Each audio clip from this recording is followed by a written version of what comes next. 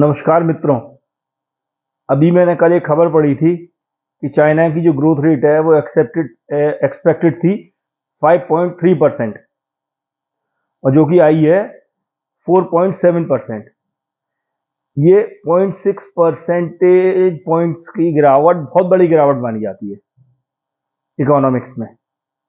ऐसा होता है अगर कोई इकोनॉमी 0.2-0.3% से ज़्यादा डिविएट कर जाए, ऊपर या नीचे हो जाए, तो उसको बहुत तेजी से स्लो होती है अर्थव्यवस्था बोलते हैं। और 0.6% का आंकड़ा जो कंसेंसस से 0.6% नीचे है, ये एक बहुत बड़ा आंकड़ा माना जाता है। इकोनॉमी कभी शेयर बाजार की तरह नहीं होती है, हाल ऊपर आ गई हाल नीचे हो गई। एक बार ग्रो करना चालू करती है और बढ़ना चालू करती है, धीरे धीरे एक्सपेंड होती रहती है। एक बार रिसेशन में आती है तो सालों रिसेशन से बाहर जाने में लगती हैं। जापान में पिछले 30 साल से रिसेशन चल रहा है, बाहर नहीं आ पा रहे हैं। अमेरिका यूरोप में रिसेशन है, 2 साल हो गए, अभी 1-2 साल और लगेंगे। अमेरिका को आने में कभी 1-1.5 साल लग जाएगा, नॉर्मल ग्रोथ पे लौटने में 2-3 साल लग जाएंगे। और यूरोप का तो भगवान ही रखवाला है, हो सकता है जापान की तरह हो जाए।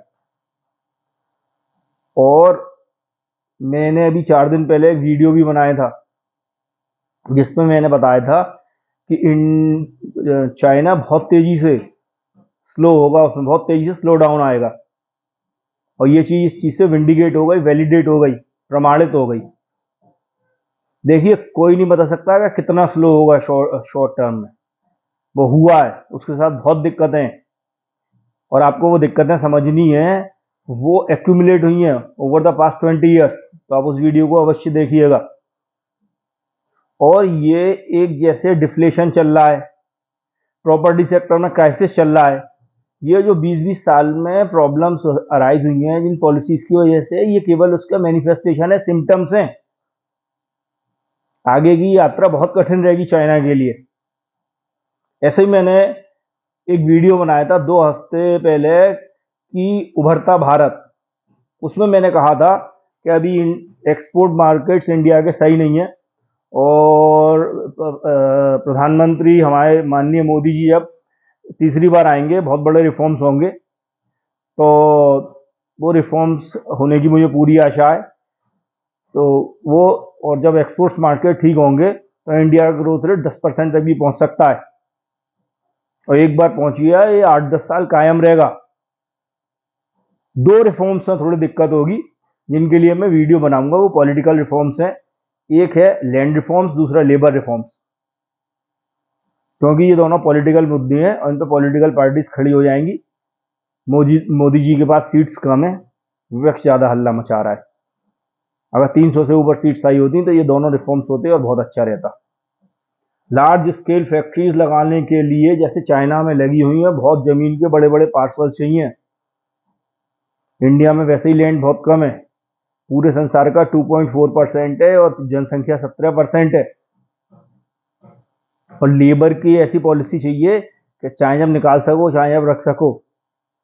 फिर जब ऐसा हो जाता है तो ऐसा निकालते नहीं है जब तक कि बिल्कुल ही पूरी इंडस्ट्री में मंदा नहीं आ जाए। एक एक जो फैक्ट्री है वो 1-1 लाख लोगों को एम्प्लॉय करने की क्षमता रखती है, ऐसी कई यूनिट्स होती हैं। चलिए, वो भी होंगे रिफॉर्म्स, धीरे धीरे होंगे। मैं तो आशान्वित हूँ, इतने बड़े रिफॉर्म्स हो गए। धारा 370 हट गई, जीएसटी आ गया, आईबीसी आ गया। अब मैं आपको एक चीज और बताता हूं। देखिए, है क्या, भारत का इस समय बड़ा एनिमी कौन है? वो है एकमात्र एनिमी चाइना, दूसरा पाकिस्तान है। और भी तो भारत, और किसी से तो भारत की लड़ाई चल नहीं रही, तो पाकिस्तान बदहाल है। बस उस केस में थोड़ा खतरा हो सकता है कि चाइना अटैक कर दे तो पाकिस्तान भी कर दे, 2 फ्रंट वॉर। और 2 फ्रंट वॉर में थोड़ी दिक्कत हो जाएगी कि किस किस को संभाले। ठीक है, तो मित्रों, चाइना का स्लो होना, इंडिया का फास्ट होना, ये बहुत जरूरी है। और जिस प्रकार से इंडिया में रिफॉर्म्स हो रहे हैं, इंडिया इसी प्रकार से बढ़ता रहा तो मुझे पूरा विश्वास है अगले 1 दशक या 1.5 दशक में इंडिया चाइना के बराबर खड़ा हो जाएगा। पिछले ही 10 साल में मिलिट्री के तौर पे, आर्थिक ताकत के तौर पे इंडिया बहुत अच्छी तरीके से चाइना के सामने खड़ा होता जा रहा है। जो हमारा मिलिट्री का गैप है वो भी बहुत कम हो गया है। हमने 4.5 जनरेशन विमान तेजस बना लिया है। हम 5th जनरेशन की तरफ बढ़ रहे हैं। Su-30 रशिया के सहयोग से इंडिया में मैन्युफैक्चर हो रहा है। उसका इंजन भी इंडिया में मैन्युफैक्चर होगा और तमाम पार्ट्स भी होंगे। कुछ रशिया से भी आएंगे, इंडिया के काम आएगा और एक्सपोर्ट होगा। ठीक है। और देखिए, मैं आपको एक चीज और बताऊं, ये इस समय बहुत चल रहा है कि मोदी जी ने जो विजिट करी है रशिया के लिए, एक देखिए इसका बहुत रणनीतिक महत्व है। रणनीतिक महत्व इसलिए है क्योंकि इंडिया की भलाई के लिए एक मल्टीपोलर वर्ल्ड होना चाहिए जिसमें रशिया बहुत इंपॉर्टेंट है। क्योंकि अगर रशिया डाउन हो जाता है, और चाइना को तो ये प्रतिबंध लगा के स्लो कर ही रहे हैं, और चाइना तो मेरे ख्याल से वैसे ही देखिए वहां बहुत दिक्कत है, और ज्यादा ही स्लो हुआ तो वहां पे एक समाज में असंतोष उत्पन्न होकर क्रांति भी हो सकती है। जो हो सकता है डेमोक्रेसी आ जाए, विघटन आ जाए, सरकार को उखाड़ के फेंक दें। क्योंकि कम्युनिस्ट शासन में होता क्या है कि लिबर्टीज तो होती नहीं है। फेसबुक है नहीं, यूट्यूब है नहीं, गूगल है नहीं, फ्रीडम ऑफ स्पीच है नहीं। तो वहां पे बस ये रहता है, तेजी से विकास होता है तो जनता संतुष्ट रहती है कि पैसा तो मिल गया है। अब वो विकास भी नहीं हो रहा। बस चाइना की एक सिल्वर लाइनिंग है, कैसे कई ऐसे सनराइज सेक्टर्स हैं। सनराइज सेक्टर्स हम उनको कहते हैं आने वाले भविष्य के नए टेक्नोलॉजी सेक्टर्स। उनमें चाइना ने अपनी technological gap with the rest of the world, बाकी संसार से बहुत ज्यादा बना लिया है।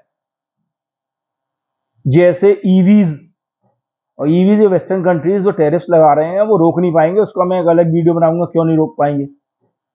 Solar panels, batteries, rare earth, तो इन चीजों की संसार को जरूरत है, और चाइना एक्सपोर्ट में बढ़ता जा रहा है। उसका टेक्नोलॉजिकल गैप भी बढ़ता जा रहा है। बस यहाँ पे एक ही दिक्कत है। दिक्कत ये है कि उसकी कैपेसिटीज इतनी है कि संसार में जितनी जरूरत ही नहीं है। तो वहां पे भी अब देखिए एक रोक आएगी। कब तक बढ़ाओगे? पिछले साल सीमेंट का उत्पादन है 8, इस साल सीमेंट का उत्पादन सेकंड क्वार्टर में पिछले साल के सेकंड क्वार्टर के मुकाबले 8% गिरा है। स्टील का प्रोडक्शन, सीमेंट का गिरा है। अच्छा, ये मैं क्यों बता रहा हूं? ये भारत के लिए बहुत जरूरी है कि चाइना का थोड़ा स्टेचर कम हो, चाइना में स्लो डाउन हो, इंडिया तेजी से बढ़े, रशिया तेजी से बढ़े। नहीं तो ये वेस्टर्न कंट्रीज क्या करेंगे, अगर रशिया गिर गया तो ये चाइना को गिरा लेंगे, यूरोप और अमेरिका मिलके, और फिर ये अकेले इंडिया बचेगा। इंडिया को तो ये कैसे भी ब्लैकमेल करेंगे।